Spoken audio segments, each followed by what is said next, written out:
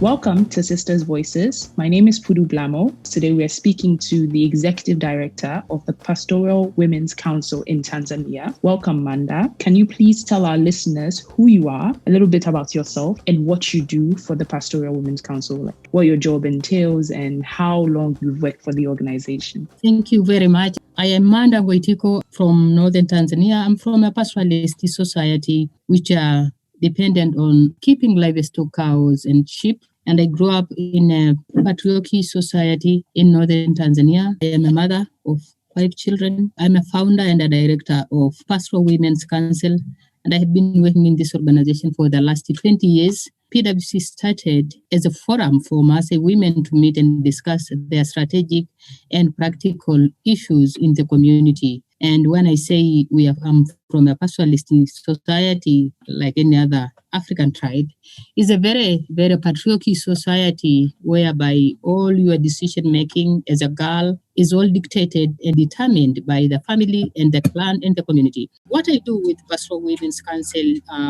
we actually have 3 thematic areas. One of our foundation of existence is really girls' education. PWC was formed to challenge the deep-rooted norms which prevent young women or girls to realize their potentials. So PWC started really working very closely to mobilize women through women's groups, individual parents, and especially working with head of schools to try very hard to oppose those norms and to open up opportunities for these girls to make their own choices, and the only way they can make better choices in life or determine their lives is through education. We are running a secondary school whereby we rescue a lot of Maasai girls who are fleeing from forced marriages, and we also work with public schools, mobilize the young girls to be assertive, to make their own decision and to stand, because the law of our country really support girls. So you have a place to run to when you make your own decision.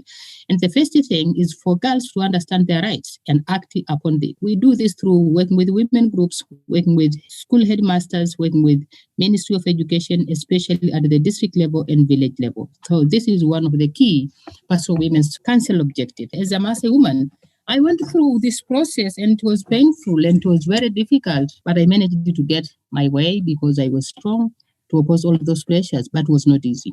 And then we also work with economic empowerment. We work with over 10,000 women in Northern Tanzania through groups. They do a lot of business. They meet frequently to discuss their own businesses, but also to discuss many other issues, including domestic violence, land rights issues. And this is one of the key really objectives. Through economic empowerment, we empower women. One of the key deep-rooted of Maasai community that women are not able to own and control livestock and land. So we work through what we call women solidarity bombers.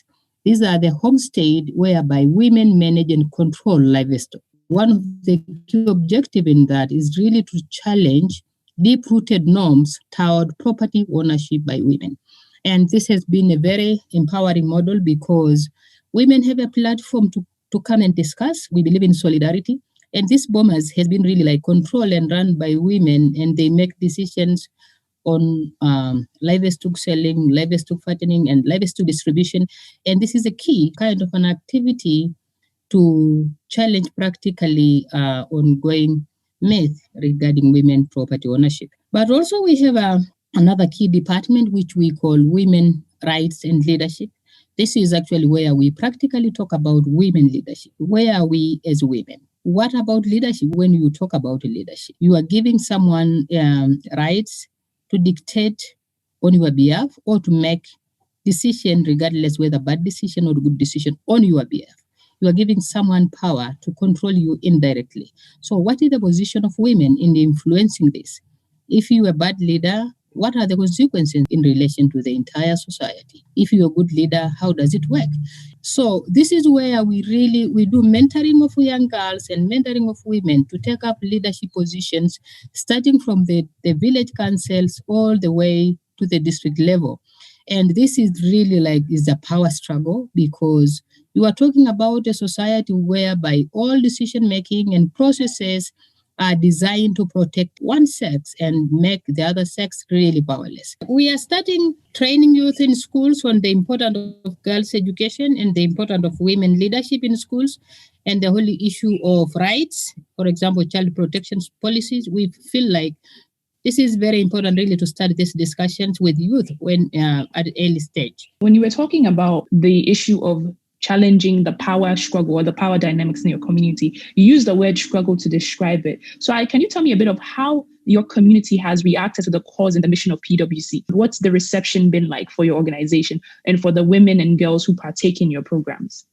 Actually, when we started PWC over the last 20 years, and even it is the struggle now, it has always really been a very big challenge. For example, you found a girl who had been engaged to get married when she was maybe 7 years. PWC, we intervene in a situation like that. So sometimes we are perceived as an organization which break relationships, an organization which is breaking marriage and creating a new generation of Maasai women who are not respectful to their family. And we sometimes perceived as an organization which is too strong and too transformative, which transform the norms. And we have been asking many questions. What do you really want to see PWC for? What do you want to see these girls doing? For the first time in history, we have 5 Maasai districts in Arusha, mainly in northern Tanzania. And during our last election, 5 women actually stood up and contested as member of parliament.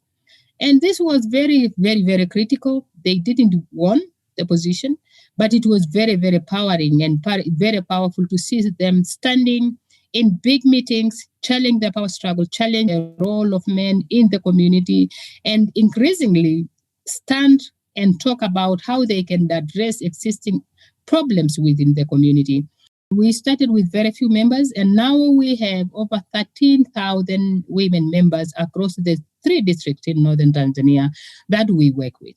So we are a very strong movement. As we work hard, we have seen a lot of PWC products, education products, coming back as teachers, come back as doctors, come back as lawyers, come back as activists, is very much also encouraging and is very, very motivational. For example, in a school where we run, we have 70% of teachers are actually PWC education products and are increasingly encouraging their daughters to study. They work hard in groups to generate money so they can support girls' education. And to me, this is very important as a founder because when we started PWC, we could not get even one single Maasai girl to support. But also I have to acknowledge that we have a lot of support from men also. And we have just started a program whereby we are developing a securing community curriculum. We totally focused on women, working with women throughout for the last 20 years. So we are currently seeing the best way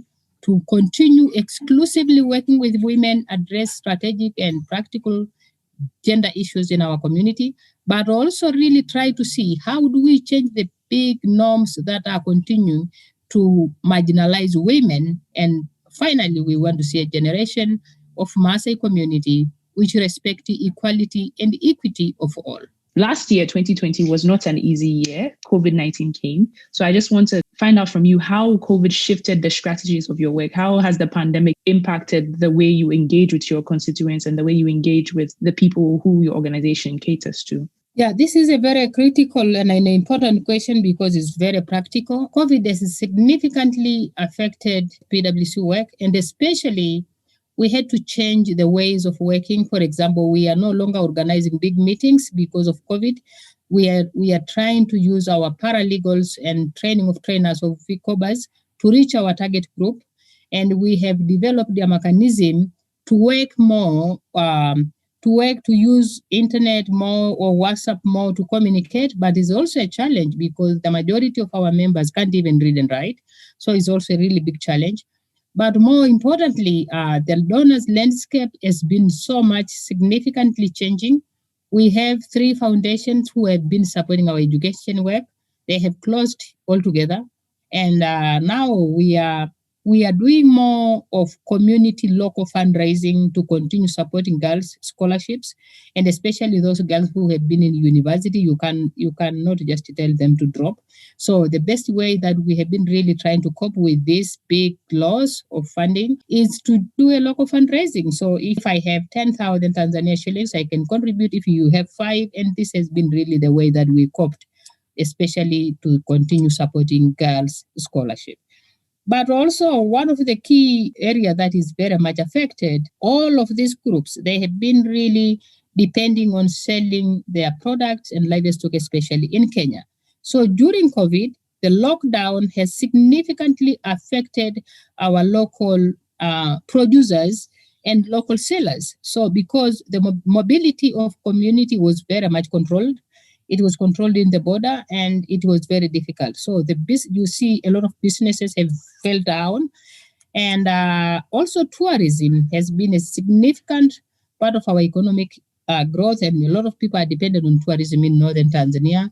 And a lot of companies are closing down, or they have closed down, and so many people are fired and left their jobs, and tourism is so much affected and is directly linked to the survival and of so many community members in the area where we work. And so poverty is increasing a lot. It's frustrating, but also we still have hope that we can always cope. In northern Tanzania, especially in Maasai community, we don't have computers, and a lot of our students are so much affected because during the lockdown, they have to go back home. The areas are very, very remote. You hardly access some of the area. There is no road, and the infrastructure is very poor. And because there is no technology facilities, our students have lost so much. They just went back to school, and it has been very, very difficult. And I feel like this has significantly affected a lot of students, a lot of Maasai students in the rural areas especially. But we have also shifted as an organization. We use Zoom more to meet with our board, to do management meetings. And it has been also really good to have technology around. We had to really use technology to kind of continue strengthening the work of PWC. I feel inspired by how much you are doing to cater to your rural students, not just your urban students. And thank you so much for coming to the podcast today. This is all the time we have. I could talk to you and we could have this conversation forever. But I just want to say thank you so much for being a part of the podcast recording, Maanda. It's been wonderful. Most welcome, and we are looking forward definitely to continue working with you. Yeah, we really appreciate our partnership with AWPF.